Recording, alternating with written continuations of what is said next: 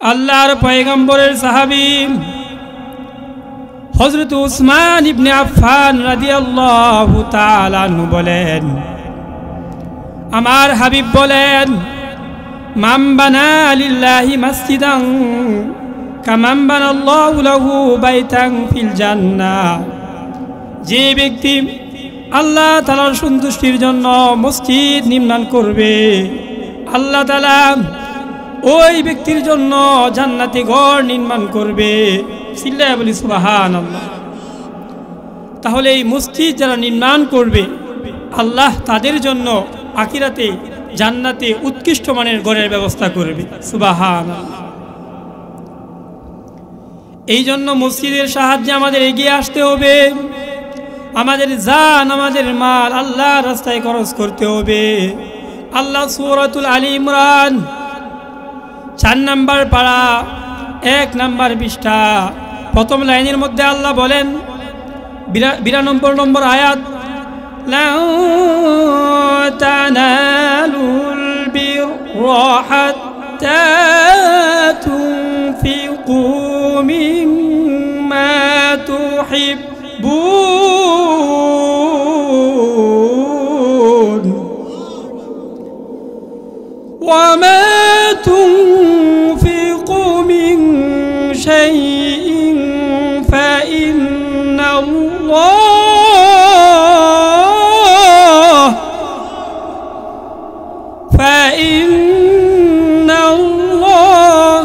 বিহি আলিম।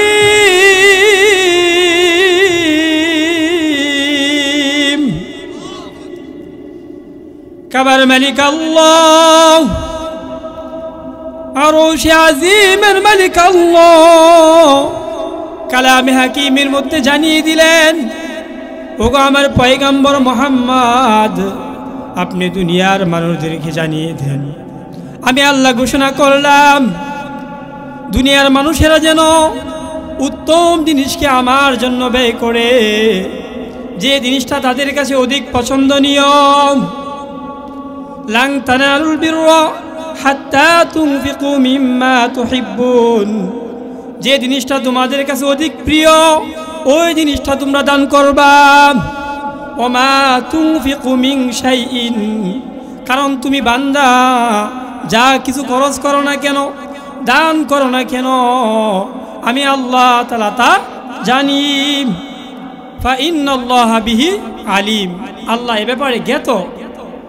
এই জন্য আমাদের এটা সৌভাগ্য, আমাদের এলাকায় এত সুন্দর একটা মসজিদ নির্মাণ হচ্ছে। আমার আপনার অর্থ, আমার আপনার মাল যদি ওই মসজিদে ঢুকে প্রবেশ করে আমি শরীক থাকতে পারি, কিয়ামতের ময়দানে হতে পারে এটা আমার জন্য নাজাতের উসিলা হবে। সুবহানাল্লাহ। হতে পারে কিনা?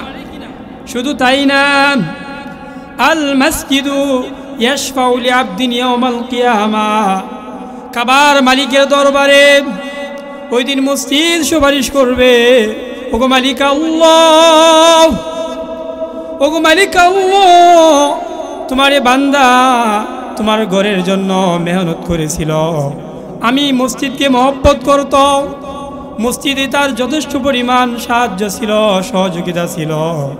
এই কিয়ামতের ময়দান ভয়ঙ্কর এক ময়দান, ওই ভয়ঙ্কর ময়দানে আল্লাহর সামনে মসজিদ সুপারিশ করবে, আল্লাহ আমার মহব্বতকারীকে তোমার ঘরের সাথে তার সম্পর্ক ভালো ছিল, তোমার ঘরকে ভালোবাসত, আজকে এই কঠিন দিনে ওই আমার ভালোবাসার উসিলায় তুমি তোমার বান্দাকে ক্ষমা করে দাও।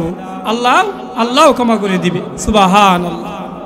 মসজিদ যদি আমাদের জন্য সুপারিশ করে, তার চেয়ে বড় সুপারিশ কিছু হতে পারে না। এই জন্য এই মসজিদের দান, ভালোবাসা, মসজিদের প্রতি আন্তরিকতা আমাদের অব্যাহত রাখতে হবে। এই যে আমরা যদি মসজিদে দান করি, এটা তো আমারই সম্পদ, বলেন ঠিক কিনা? এর পুরস্কার, এর ফলাফল আমি দুনিয়াতেও পাবো, আখিরাতেও পাবো। কালামে হাকিম সূরাতুল হাদিদ 27 নম্বর পারা 19 নম্বর পৃষ্ঠা 1 নম্বর লাইন থেকে 3 নম্বর লাইন পর্যন্ত আল্লাহ ঘোষণা করে দিলেন, ইন্নাল মুসাদ্দিকিনা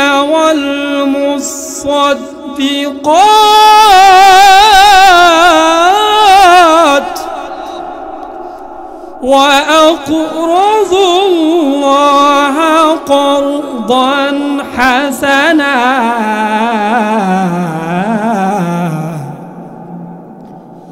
يضاعف لهم ولهم أجر كريم